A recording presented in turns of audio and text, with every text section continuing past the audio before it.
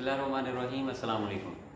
आज बहुत ही important topic पे बात करते हैं। 4-5 टॉपिक पे बात करेंगे, बहुत मुख्तसर और जामे, कि सूरज ग्रहण किसको कहते हैं, सूरज ग्रहण और चाँद ग्रहण में क्या करना चाहिए, कौन सी तोहमात मशहूर हैं, अहादीस इसके मुतल्लिक क्या कहती हैं, साइंटिस्ट और डॉक्टर्स सूरज ग्रहण के मुतल्लिक क्या कहते हैं कि क्या एहतियात बरतनी चाहिए। बहुत अहम वीडियो है, हमारे साथ रहेगा, इस पे बात करते हैं। सूरज ग्रहण कहते किसको हैं? जब चाँद सूरज और ज़मीन के दरमियान में हायल हो जाता है तो उसको सूरज ग्रहण कहा जाता है। बरोज़ इतवार यानी 21 जून को सूरज ग्रहण लगने का इम्कान है। सूरज ग्रहण जब लगता है तो क्या करना चाहिए? तौबा इस्तग़फ़ार करना चाहिए। जो बहन भाई हमारे व्यूवर्स अल्लाह से दूर हैं उनसे गुजारिश है कि कसरत से नवाफ़िल अदा करें, नमाज़ें पढ़ें, अल्लाह से दुआएं करें, तौबा इस्तग़फ़ार करें। अहादीस सूरज ग्रहण के मुतल्लिक क्या कहती हैं? सही बुखारी हदीस नंबर 990 बाबुल कुसूफ में है, नबी अकरम सल्लल्लाहु अलैहि वसल्लम ने इरशाद फरमाया कि सूरज ग्रहण या चाँद ग्रहण अल्लाह की निशानियों में से एक निशानी है और ये किसी के मरने पर नहीं गहनाए जाते। यानी जैसा कि बहुत सी तोहमात, बहुत सी बातें मशहूर हैं कि ये लोगों के मरने पर या इस तरह की किसी वजह पर सूरज ग्रहण लगता है, ऐसी कोई रीज़न नहीं है।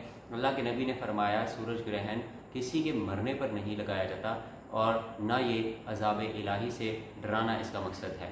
और बुखारी शरीफ हदीस नंबर 1052 में इरशाद फरमाते हैं कि एक दफ़ा नबी करीम सल्लल्लाहु अलैहि वसल्लम के ज़माना में सूरज ग्रहण लगा। आप सल्लल्लाहु अलैहि वसल्लम ने 2 रकत नफल अदा किए और वो उसमें बहुत लंबा क़याम किया, बहुत लंबा रुकू किया। फिर आप सल्लल्लाहु अलैहि वसल्लम ने वाज़ फरमाया यानी खुतबा दिया, हत्ता कि सूरज रोशन हो चुका था। सूरज ग्रहण के मुतालिक बहुत सी तोहमात मशहूर हैं, लेकिन ये बस अल्लाह की निशानियों में से एक निशानी है।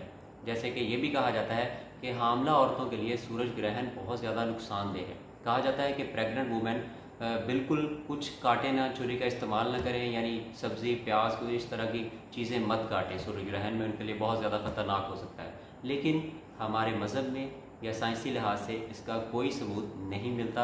ये सिर्फ हमारी तोहमात हैं या सिर्फ फजूल बातें मशहूर हुई हैं। और इसके अलावा साइंटिस्ट क्या कहते हैं, डॉक्टर्स क्या कहते हैं। मैं प्रोफेसर डॉक्टर बदर नईम साहब के वीडियो मैसेज सुन रहा था, वो फरमा रहे थे कि डायरेक्टली इन शुआओं से बिल्कुल परहेज़ करें, इनडायरेक्टली भी ये हमें नुकसान पहुंचा सकती हैं। हमारी स्किन से ज़्यादा ये आँखों के लिए नुकसानदेह हैं, हमारी बीनाई तक जा सकती है। क्योंकि चाँद सूरज के सामने आया होता है, लेकिन चाँद का साइज़ सूरज के साइज़ से छोटा है, तो साइड से जो शुआएँ, जो रेडिएशंस निकलती हैं वो इंतहाई ख़तरनाक होती हैं। तो 9 से 12 बजे तक यंगस्टर्स जो हैं जिनकी बीनाई बिल्कुल अच्छी है उनके लिए ये ज़्यादा डेंजरस है। तो 9 से 12 बजे तक आप अपने बच्चों को बिल्कुल बाहर मत निकलने दें।